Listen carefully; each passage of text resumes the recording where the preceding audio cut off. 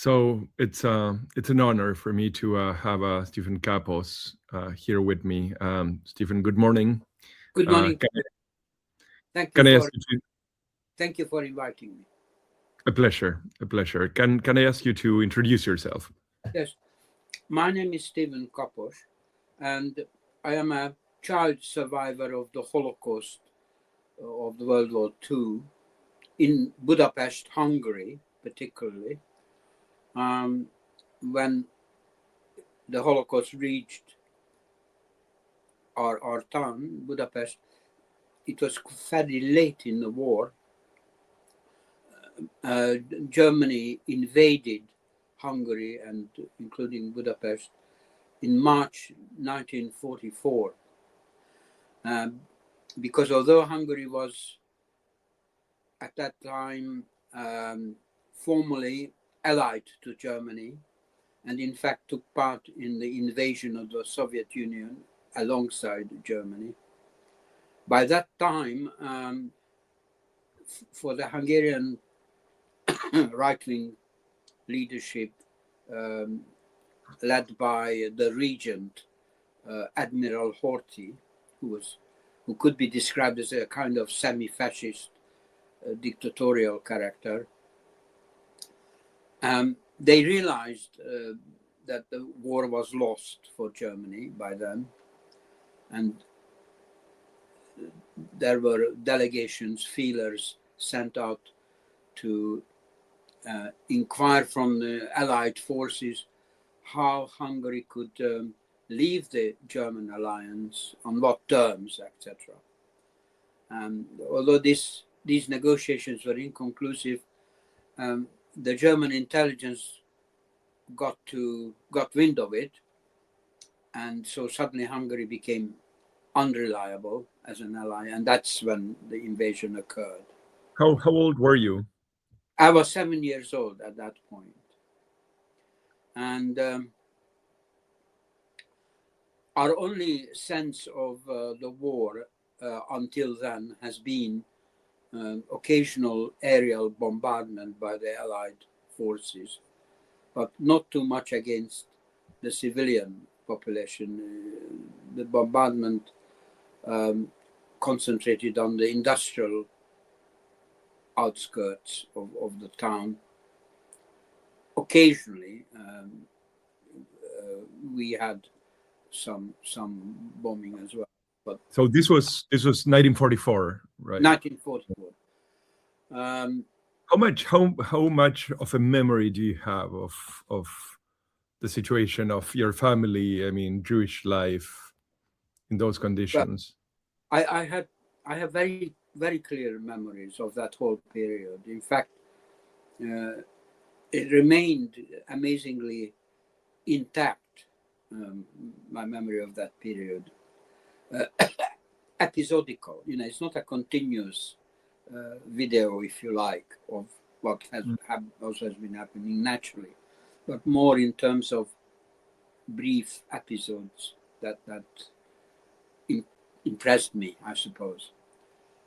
You asked me about the conditions and atmosphere. The Hungarian government could be described as semi-fascistic, and they were going along with Germany's policies by and large. So the Jewish population had increasingly endangered situation, and a series of laws have been passed, ever more severe against the Jewish population, restrictions of what roles they could play in society. They were banned from any kind of leading position in professions or commerce gradually, and then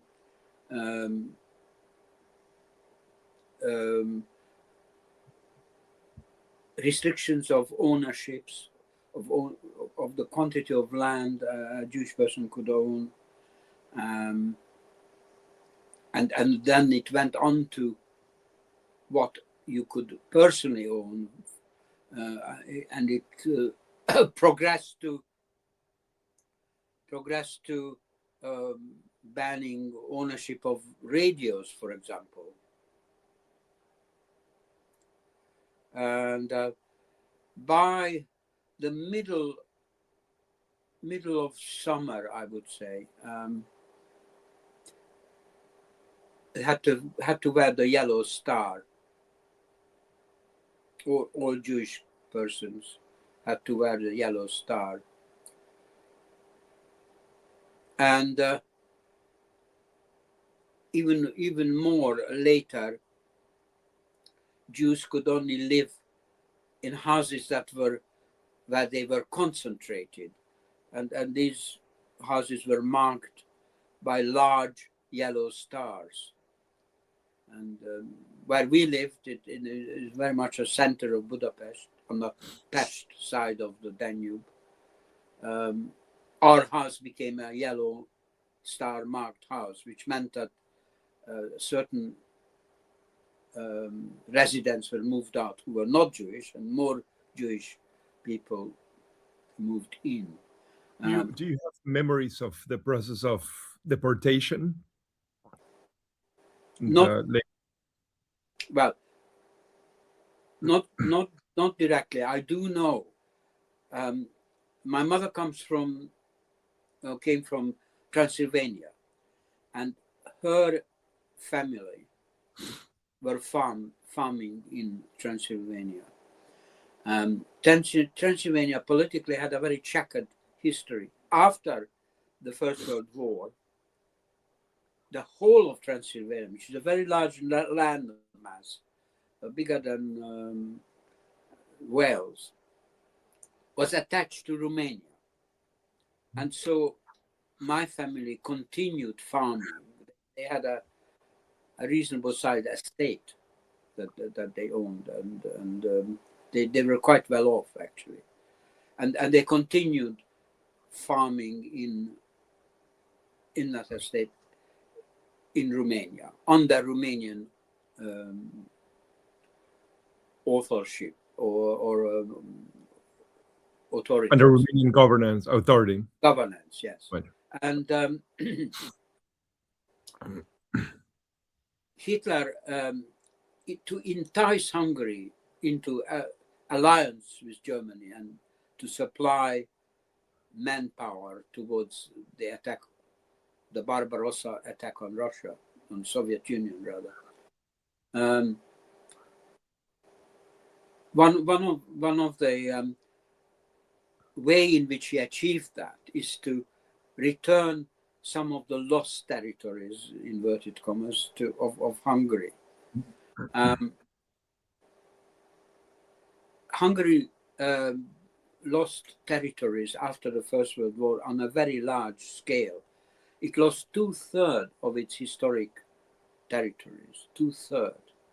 So it really propelled a strong sense of nationalism, I suppose. Yes, exactly. And that its reverberations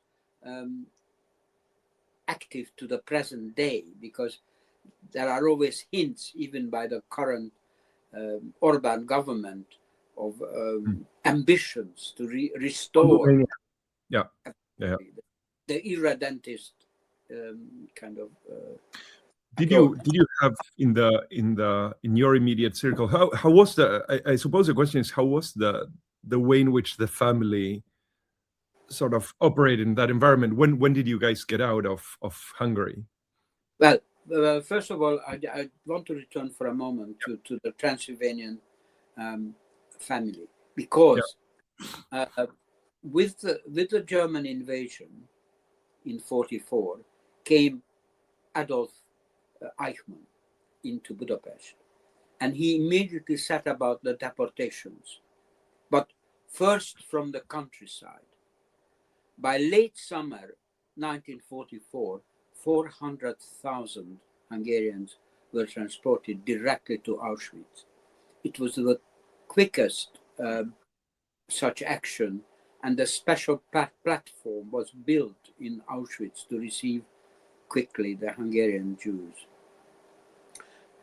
Because Hitler returned half of Transylvania.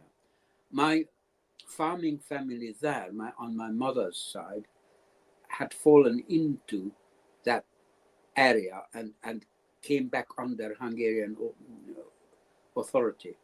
Immediately their position was worse, because the Romanians were more lackadaisical, if you like, in following the German policies. And actually, the Romanian king refused to allow the deportation of Jews, directly refused it.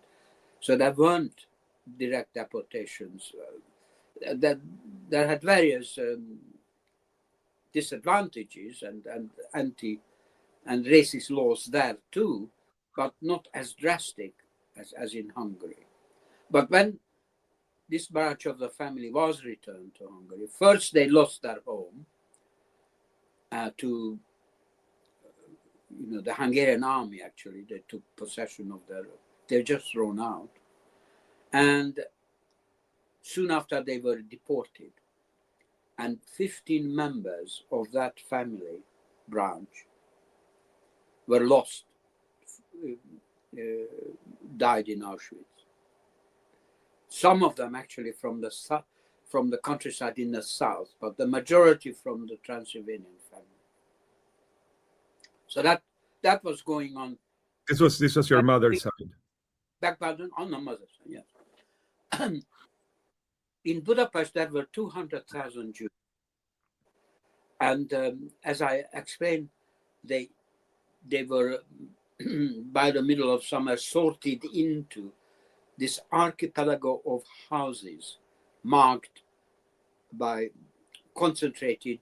It was like a a dispersed ghetto, if you like. There was an official ghetto as well. It wasn't as bad as the Warsaw ghetto. It wasn't as they weren't starving as much, or they weren't subject to immediate deportation from Budapest. Why was this? Because it was towards the end of the war, and very strong pressure was put on the Hungarian government of Admiral Horthy, particularly not to deport the Budapest Jews.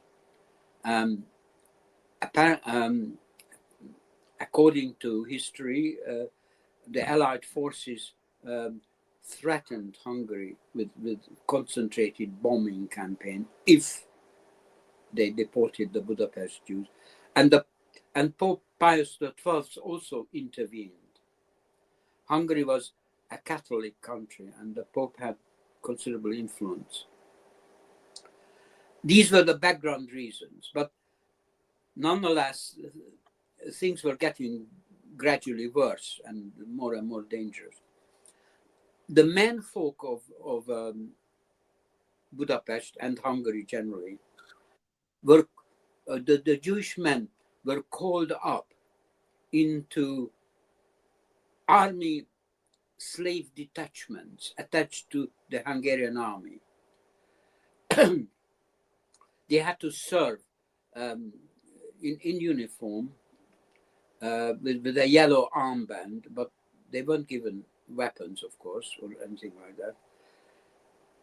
And most of them were transported after a period in a holding camp near Budapest, then transported to the Eastern Front, where they were very badly abused, often under the authority of very racist, anti-Semitic officers. They were bullied, starved, and used for manual work like digging ditches and such like, regardless of what their professional qualifications were, and to take up minefields, extremely dangerous work. And of these detachments, only about 10% survived the war. So, coming back to my family, my father was called up along with my uncles into a holding camp um, preparatory to being transported to the Eastern Front. And this is where the women of my family, my mother and an aunt, had performed a really heroic rescue operation. They were working at that time already for a Red Cross organization as nurses, with the kind of somewhat fake nurses uniform and the Red Cross emblem. That's it.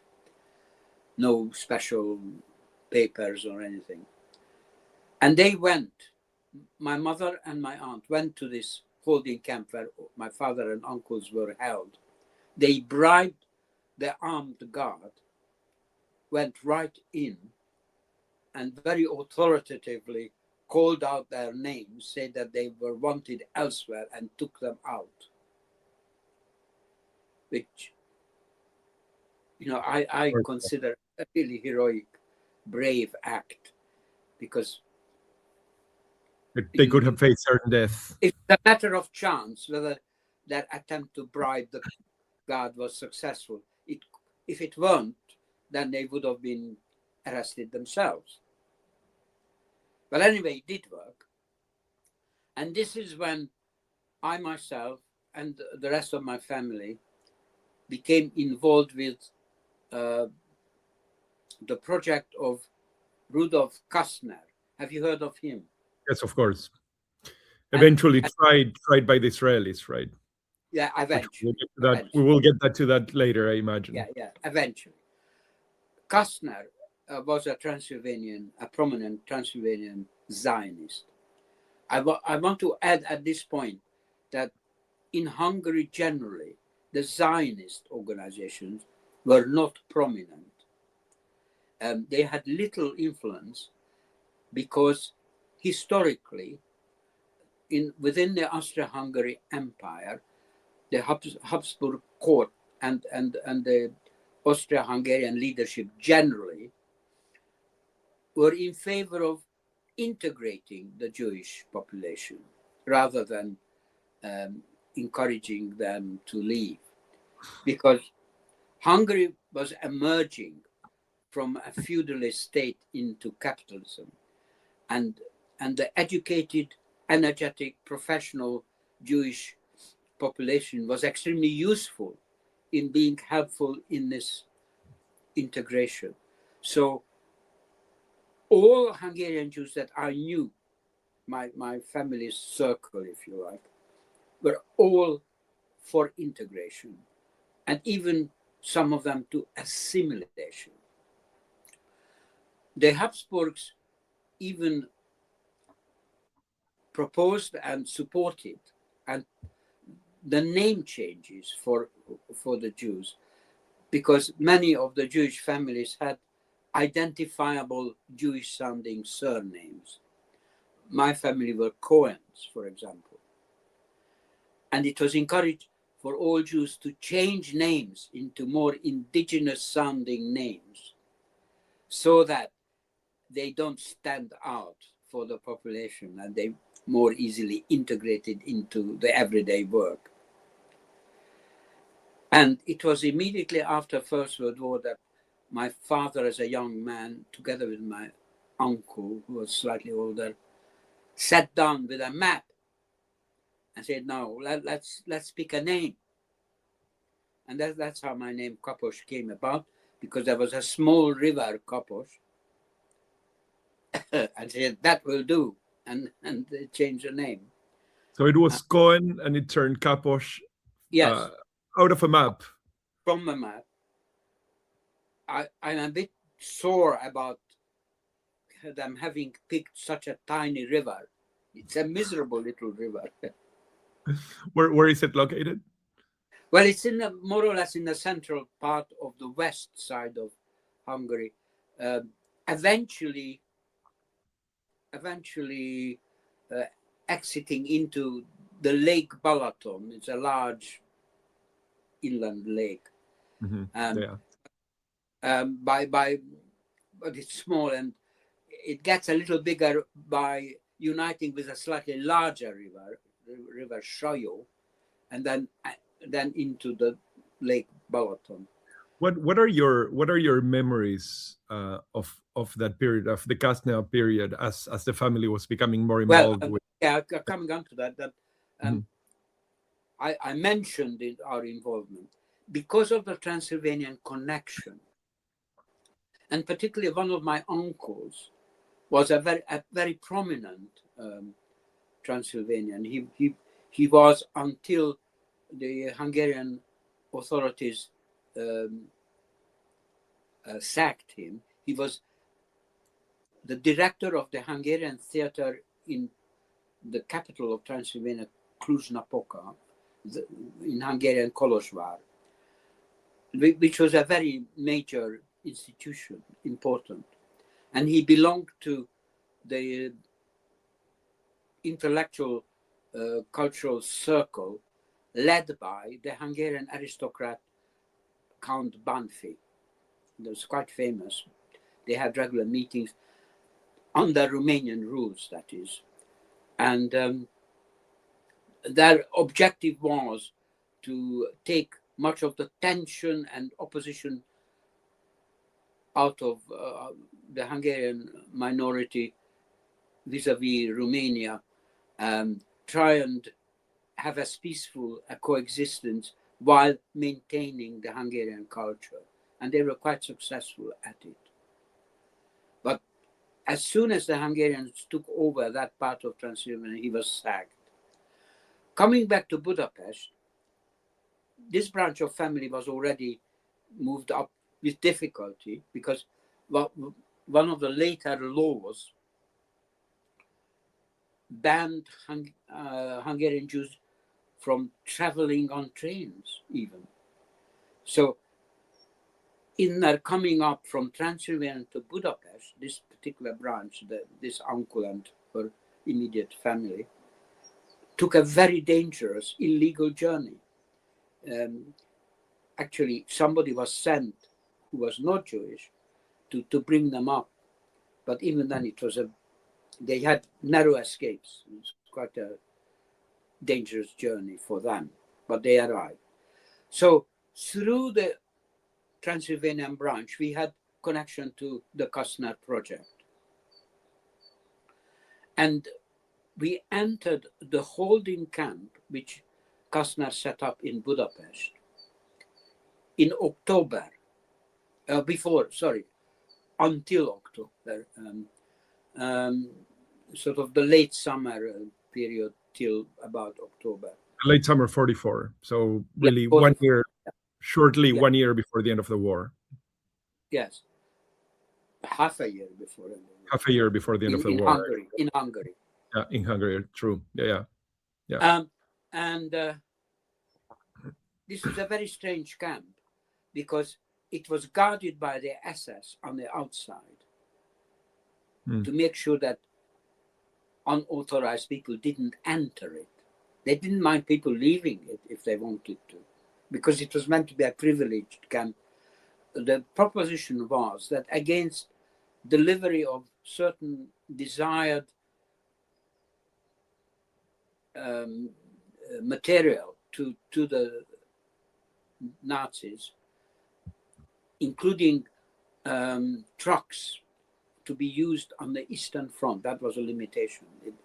It was meant to be supplied via connection to the West, via Switzerland, only to be used on the Eastern Front, but also money, jewelry, all kinds of things, and textiles for the army and such like. Against those payments, the Nazis would transport a limited number of Transylvanian Jews to Belsen, and via Belsen to Switzerland, and free them there against the delivery of these things.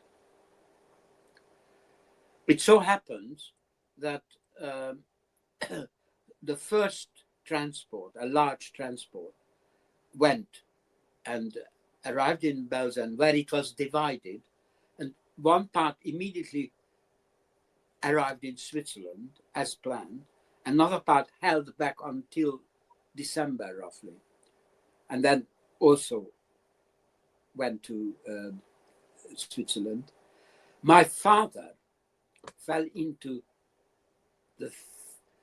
it was only the men who were going to be part of this. Because I ought to mention that there were also rumors circulating about the legitimacy and trustworthiness of this project. And that was one of the agonies of the situation, that you didn't have firm, reliable information at any time. And as a result, I guess there were counter rumors that this doesn't work, not reliable. And my family en bloc left this holding camp. We were allowed to leave it and went back to our flats. And then came October 44, when the Hungarian regent, Admiral Horthy, who was until that moment formally allied to, and to begin with quite enthusiastically allied to Germany, realized that the game was over militarily and pronounced Hungary's leaving the German camp on the radio. That was in October 44. That day, when he made that announcement, was the day when I was taken up from our marked home in Budapest to the Buda Hills, into this home organized by the Swiss Red Cross, along with the Hungarian Protestant churches, with the set up to pretend that all the children that they took in and women to administer and work within them as nurses were all to be on false papers and pretend to be refugees from the advancing Soviet troops from the Eastern Front. And were you there? Were you there with your mother? I was taken up into that. But I'm saying this was a day of declaration, because this place was in a very posh area, in a villa which was vacated by the Hungarian equivalent of the Guinness family, brewers, extremely rich people, in a beautiful villa. They earlier on, because of their genuine Swiss connection, and they weren't Jews, by the way, this is the Hagermacher family, left for Switzerland, vacated their beautiful villa overlooking the town and from the hills, and donated it for this purpose. It so happens that the leader of the group, it's called the Good Shepherd Group, initially set up by the Hungarian Lutheran Church. And the leader was this pastor, Pastor Stelo, a cousin of the Hagermachers. So they trusted him to have and put to good use that vacated villa. The group, the Good Shepherd Group, had a leadership of 4, 2 priests, one Lutheran, and the leader, this Gabor Stelo, the Lutheran pastor. The Lutheran priest. And also there was a Calvinist priest called Elias. And my uncle, I mentioned, who lost his job in Transylvania as a director and converted to the Hungarian Calvinist Reformed Church, he was part of this group, as well as another Jewish lawyer. They were probably all on false papers. That was a leadership group, and it was well supported by the Swiss Red Cross. They had an extremely brave envoy called Friedrich von Born. Now, they started with this Hagamaher villa, which is where I was taken to. And then from there, we were later, after a few days, disposed into other smaller places. But that was the reception area, if you like. Can I ask you something? Do you have a sense of, was there a sense of fear? Was there a sense of, how did the child that you were, Yeah. I mean... Well, that's very interesting. I'm glad you asked this, because I was aware of the adults' fear. I was not afraid throughout this whole dangerous period myself. I was too young. I just took things as they came. I had to wear the yellow star, as I mentioned earlier, and along the whole family. And I remember my mother and aunt sitting, cutting out from some cloth yellow star shapes to be sewn on clothes, and the atmosphere and the very mournful atmosphere of it, because they knew what it meant, that it was preparatory to deportations, you know. Did your parents, or did your mother in particular, talk about that episode afterwards? I mean, was there a sense of how? I don't remember discussions. They didn't involve me in stuff like that. I as a child, I was obsessed with war and militarism and so on, and all my toys were tanks and guns and so on. And in the earlier phase of the occupation, when German soldiers, officers were walking about in Budapest already, and Hungarian army officers, I would salute them. And in fact, I am told that one German officer looking at me said, "What a pity that this boy is not German." So that was at the beginning atmosphere. And then, as I say, I was up in a hiding in these various homes. I'm sorry for interrupting. I want to add something. That yes, of course. That this saving operation started with one building, and it grew and grew because of the bravery of that organizing group, particularly of Pastor Stelo. And it grew to a whole archipelago of different flats, all supported by the Swiss Red Cross. And altogether, they saved 2,000 children by the end of the war. Quite remarkable. I mean, it's quite remarkable in the sense that there is a strange symmetry in the idea that you have an archipelago of ghettos, as you described it before, and then there is this archipelago of safe houses and safe havens distributed all on the same urban plan. Well, yes, safe inverted commas, because the whole operation was a bluff. They put various Swiss signs on the buildings and pretended that there was no official papers to back the whole operation. And it was all the Swiss envoys' bravery and activity and his connections. He had connection to the Hungarian Foreign Ministry, a safe person. And there were occasions when the Arrow Cross, the Hungarian outright fascist group, because after that day of declaration of leaving the war, Admiral Hoti was arrested immediately. And in came an outright fascist government, the Arrow Cross Party, and its military bands, which were marauding in Budapest, hunting Jews, quite simply.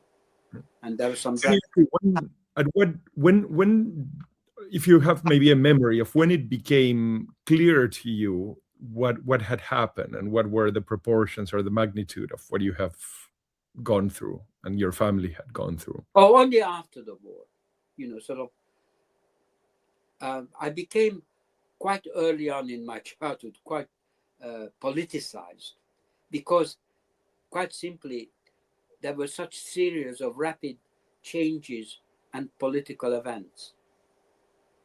Right after the war, there was quite strong retribution against the identifiable Nazis, Hungarian Nazis, if you like, the Arrow Cross. Many were quickly tried and executed, many. That was a short, sharp period. And after that, there was a period of renewal of democracy, multi-party democracy. The Communist Party was formed, and but not in power. There were democratic elections to begin with, although the Soviet occupying forces were present in the background, and they were kind of tactically tolerating this period, partly because Stalin agreed certain things with the Western powers, that how the liberated areas would be treated. And I remember election campaigns, and by that time, early summer of 45, my uncles and my father came back from deportation. Where were they deported to? Well, I mean, they were were in this Kasna transport, following the previous successful transfers to Switzerland, went first to Belgium. But at that point, Hitler became aware of this project. It was only involving the SS up to then. Directly, Himmler was involved, and Kaltenbrunner, and high Nazis, but not Hitler. He didn't know.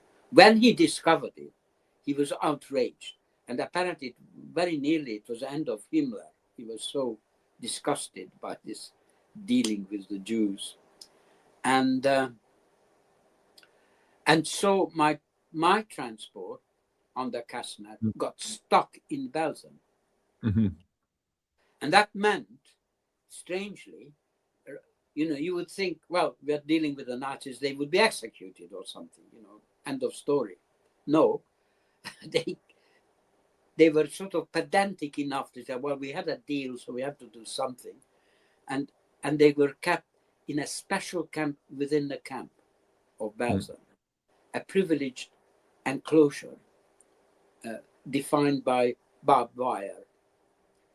And they had various privileges, like they could keep their own clothes. They weren't tattooed with numbers. Mm-hmm. They were able occasionally to receive Swiss Red Cross parcels. And they weren't within their camp under any sort of discipline by capos, who were extremely cruel and so on. And there was a degree kind of self-government within that privileged camp.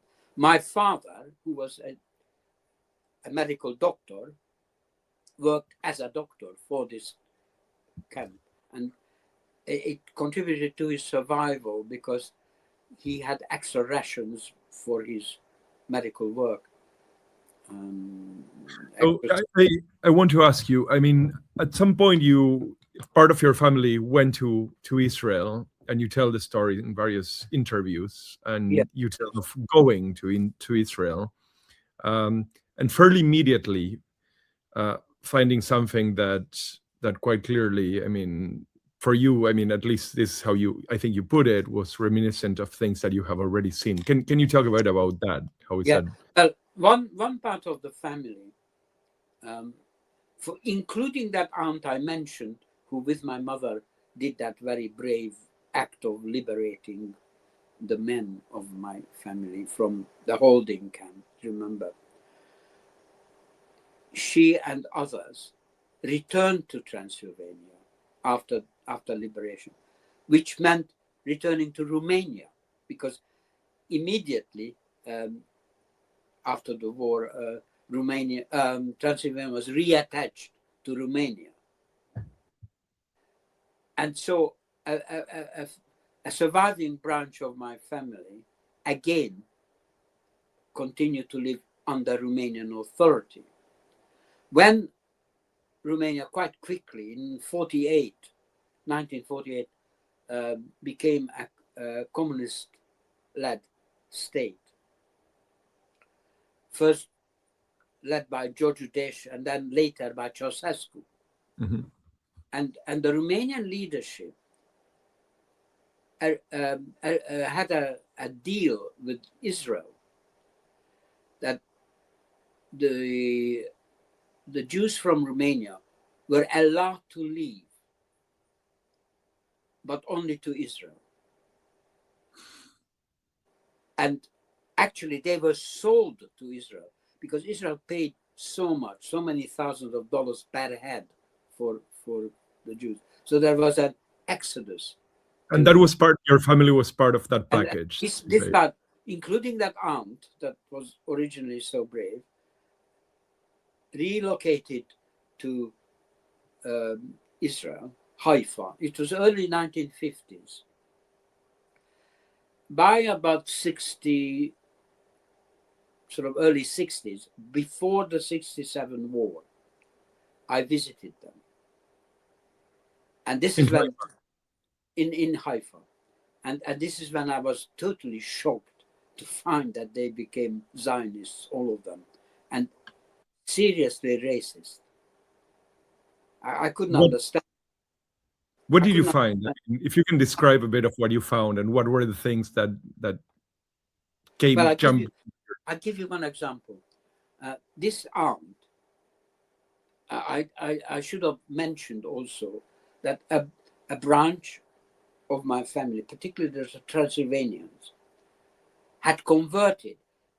The conversion into Christianity pre-liberation was one instrument, if you like, of evading the early anti-Jewish laws. But that only lasted for a very short time, and later just didn't count. Mm. But in the course of their conversion, they had to go through a degree of re-education led by the Hungarian Calvinist Reformed Church. And some of them, quite a number of them, converted genuinely. They became genuine Christians, including that uncle I mentioned, who was also part of the Good Shepherd leadership and a previous theater director, author of novels, and a noted figure. And so did this aunt, who I explained was so brave during the Holocaust, ended in Haifa, etc. She was one of the really genuine converts to Christianity, but she kept it quiet from the neighbors because that wasn't a done thing in the Zionist circle. But to indicate this is a Jewish woman who converted to Calvinism who ends up living in Haifa. Yes, correct. In a sale. And became a rabid Zionist. To give you an example, I was staying with her. We were watching news one day, and the news included a peaceful demonstration of Palestinians. And suddenly, helicopter gunships appeared over them, shooting into the crowd, the protesting crowd. I assume it was rubber bullets in those days, not live ammunition, but who knows. And watching this, I was horrified, completely horrified, and said so. And she said, "What's the matter? These are all Arabs. What's the problem?" Well, what was your reaction to that? I mean, when you encounter that in your family circle, especially being somebody that you mentioned as an example of courage, right? So I mean, yeah, I imagine that you're not just talking about actual courage, but also civic courage. you couldn't explain it. Another thing is that I heard about Netanyahu first from her. Netanyahu was in opposition then, and she Many years was later, of course. talking all the time about Bibi as the coming savior and so on. But there was another example. There was my cousin, older than me by quite a few years, who was a teenager when deported to Auschwitz, and as a strong young woman, she was put to work in a warehouse, sorting clothes, the clothes of those who were gassed, and first they had to undress, and you know, they saved all their clothes and shoes and so on, because amongst them were valuable, warm things to send to the Eastern Front, things like that. One day, she was sorting her parents' clothes. And the trauma of that is difficult to understand, I think. But she and her sisters survived. On the way back, they were along their routes. They stayed in a hostel where there was fire in one night, and her two sisters died in that fire. She survived. So she went through all these. It was never established whether it was a deliberate arson, you know, because there were Jews there. Anyway, she also made it to Israel. Made it to Haifa, and she was also racist, quite clearly racist against the Arabs. They didn't say Palestinians; they always said Arabs. What I mean, my heroic aunt, in sending me shopping, made it absolutely clear that nothing, I should not go near and buy nothing from Palestinian shops. Another example. So you're, I guess, quite early, you developed a pretty strong sense of what the state of Israel, what the Zionist project on top of this, there was the militarism, the signs of militarism everywhere, you know. So many people carrying arms here and there everywhere. Coming from the UK, by that time I lived in London, that was shocking. The whole thing, the whole atmosphere. So having looked and with such proximity, I mean, at the state of the occupation and the apartheid and the racism, how do you understand the last 2 years of genocidal destruction? I mean, is this something that surprised you, this degree of brutality, or is this something that you see more as the logical conclusion of all of these things that you have tracked for years? Well, I now understand that the genocide, which it is in Gaza, was a logical outcome of Zionism. I now hear, in Hungary, I didn't have any connection with understanding Zionism other than that they were held in Hungary to be a freakish, insignificant sect, very much in a minority. And I want to add that in my long experience under the communist regime, this whole subject of the Holocaust was swept under the carpet, not discussed. The Hungarian term for Jew is Zsidó. The term Zsidó was banned. Mm-hmm. If you said Zsidó, that was punishable. with imprisonment. To what effect? I mean, for what purpose? Was this an attempt at integration, or was this more of an attempt at suppression? Suppression, I think. Suppression of Nazism, as I understand it, because of course it's correct that this distinction is a racist distinction. So the communists banned anything to do with that, and in fact, in their issued official papers, IDs, etc., religion was not mentioned. That was regarded an entirely private matter, somewhat pretended, because actually, if it was known that you were a churchgoer, whatever religion, that counted against you, definitely. At decisions like university entry, acceptance, and would be affected, and yes, and advancement within a profession and so on. They pretended it was not a matter, not an issue, but that was not true, in fact. What do you see? I mean, what do you see Gaza, the effect of Gaza in terms of not Jewish identity, perhaps, but Jewish history?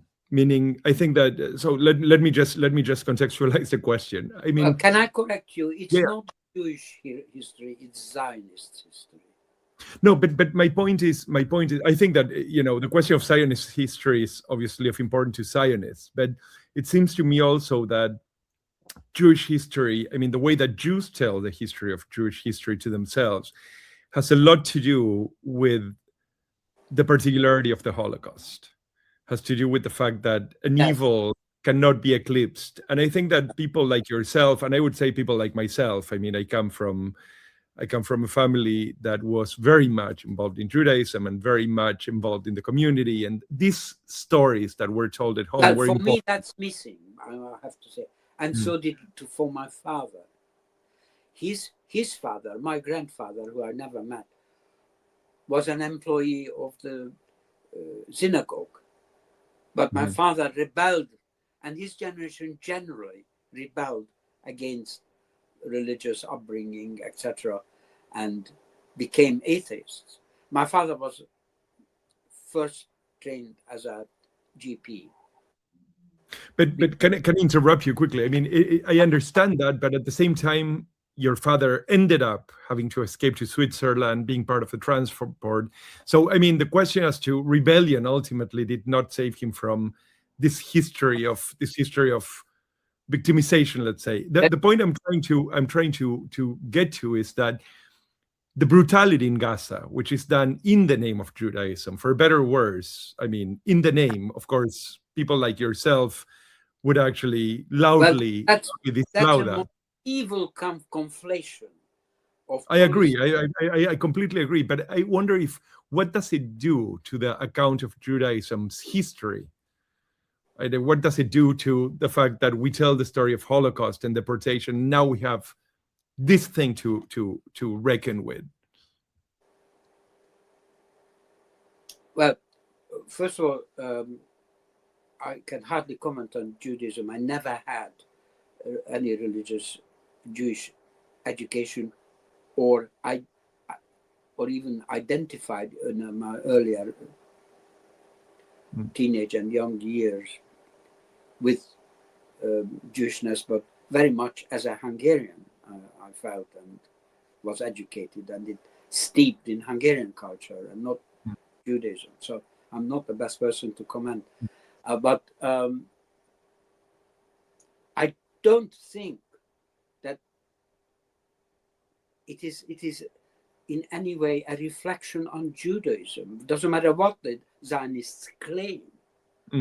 Yeah, it had nothing to do with Judaism.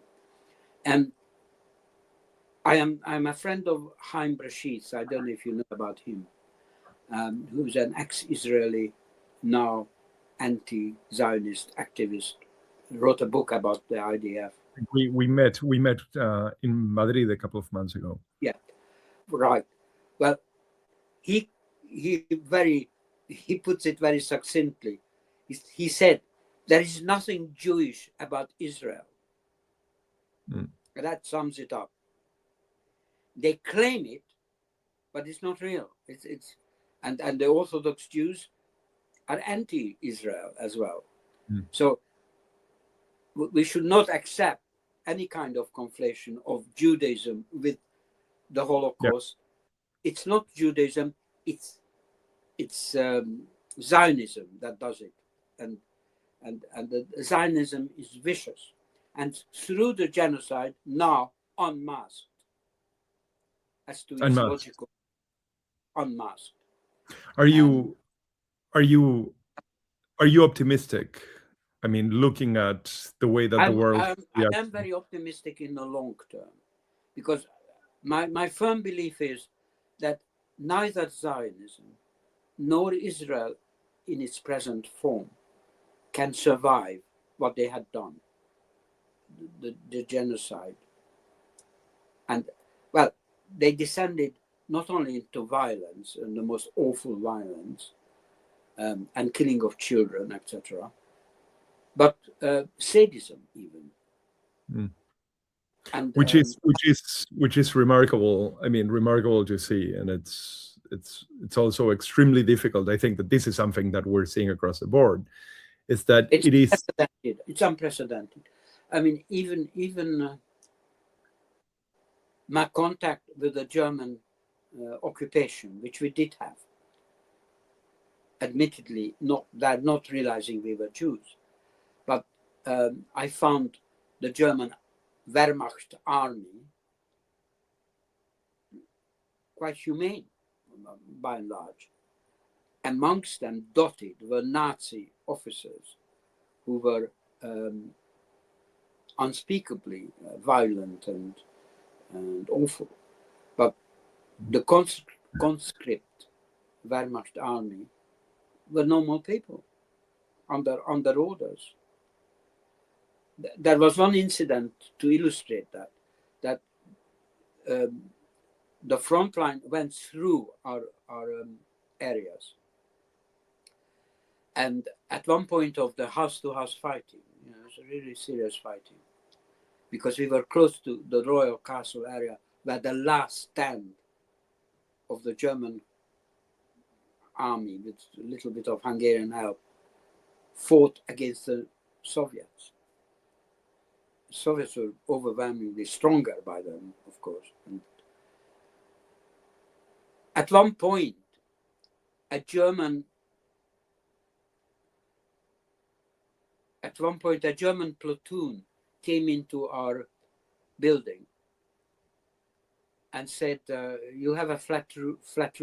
We want to put this heavy machine gun position up there, which is the way up. And our leader said, well, hold on a second, look around and see all the kids here. If you did that, we would be under the reaction of the Soviet artillery and blown to smithereens. Could you not find another flat roof nearby and save these kids? And the platoon went. And that's remarkable. In the middle of fight. I think it shows sort of a very stark and brutal in many ways, because we're talking about the German occupying army with the cruelty and the boasting of cruelty and sadism that we have seen from the Israelis in Gaza. I mean, the postings, right, on social media, the showing themselves committing atrocities. I know. That's why I'm saying it's descended into sadism. And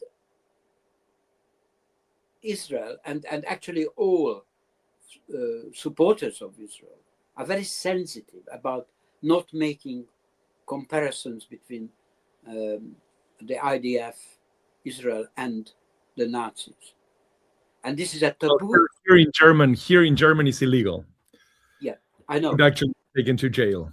But that's a taboo which I think we should not accept, and break it as much as possible. I keep breaking it when I can. So do I, to great Yeah. to great consequence. There is no reason why you shouldn't compare. No reason. I think it should be. They elevate, Israel elevates the Holocaust experience into a foundation stone of the state in a way, and the basis on which they can claim infinite excuse and escape any kind of sanction and criticism. Impunity, infinite impunity. It's based on the Holocaust, and that is a misuse, a disgusting subversion of the meaning of Holocaust.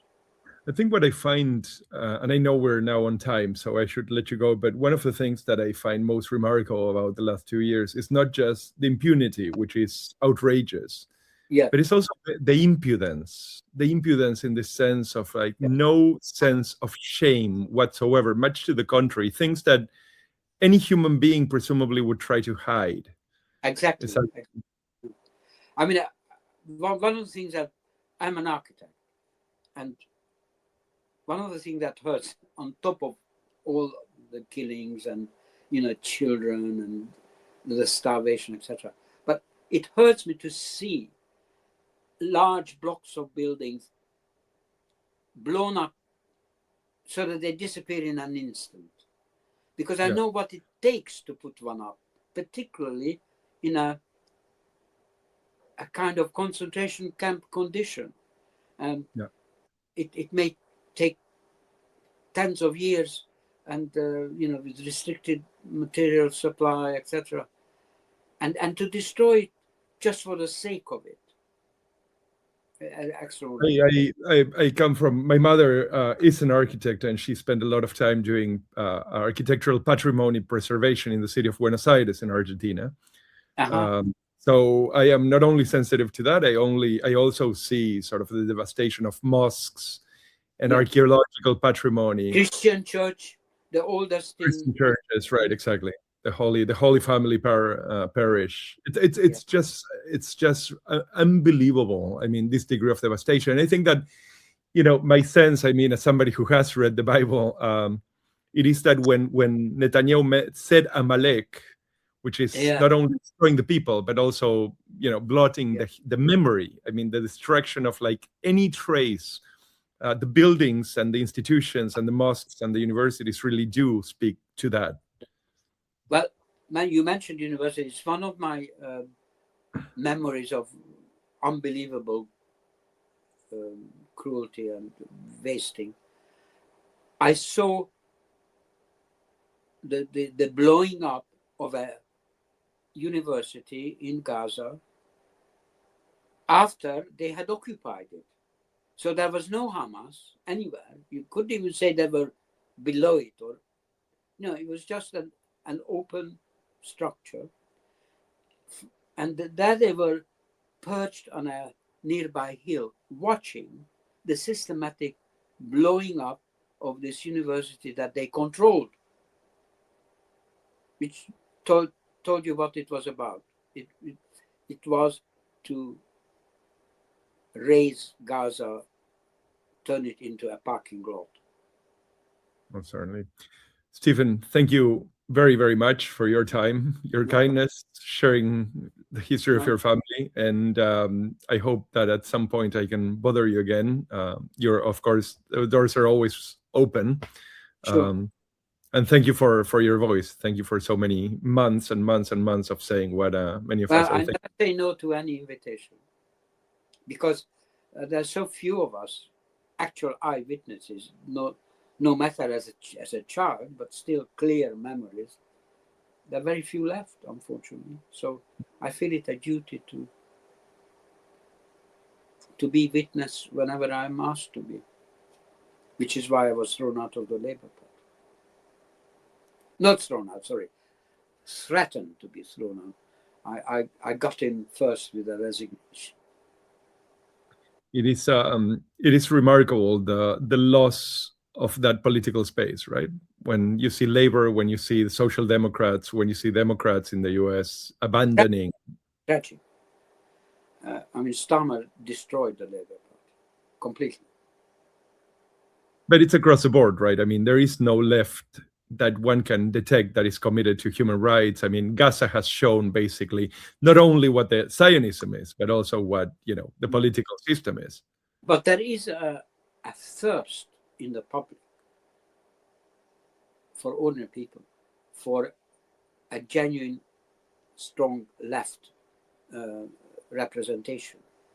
When they first announced the establishment of your party,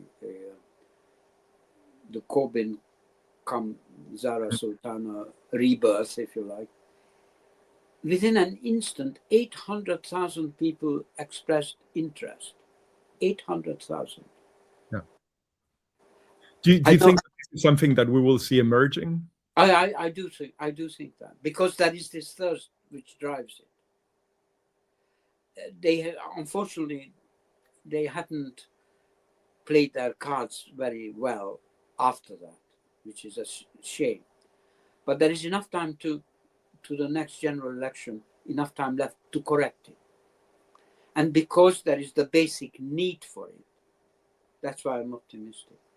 Very often, I must say that having spent quite a bit of time working with the left in different countries, it feels like herding cats. Yeah. The right tends to be very disciplined and just repeat message, and the left seems to be simply incapable of that. But in a case of your party, there's this very fiery young woman,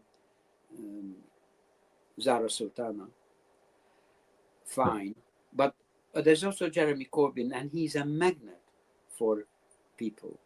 Yeah. They just flock to him because somehow it became clear that he is a politician of integrity. Yeah. And that's so rare. Yes. They love him. I think it's across Atlantic. It's a little bit of what people have seen in Mamdani, the sense that this is somebody that represents values and does not represent interests. Yes. Okay, I promised it would be an hour, and now we're in an hour 10. So Thank you. But I thank you very much. I enjoyed it. Thank you.